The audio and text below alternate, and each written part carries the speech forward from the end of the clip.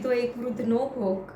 લઈ લીધો આર્મસી મિલર ચાલકે સાયકલ સવાર વૃદ્ધનો જીવ। વડોદરા શહેરમાં માથાભારે બેફામ ડમ્પરો લીધો એક વૃદ્ધનો ભોગ। માથેલા સાણની જેમ દોડતા ડમ્પર ચાલકે કોયલી અંકોડિયા 3 રસ્તા પર સાયકલ પર જઈ રહેલ એક વૃદ્ધને અડફટે લેતા વૃદ્ધનું ઘટના સ્થળ પર જ મોત નીપજ્યું।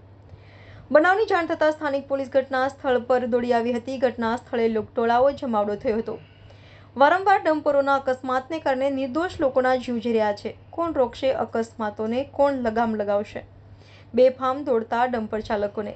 ક્યાં સુધી નિર્દોષ લોકોના જીવ લેશે રોડ પર માથેલા સાણની જેમ દોડતા ડમ્પરો? કડકમાં કડક કાર્યવાહી કરવામાં આવશે।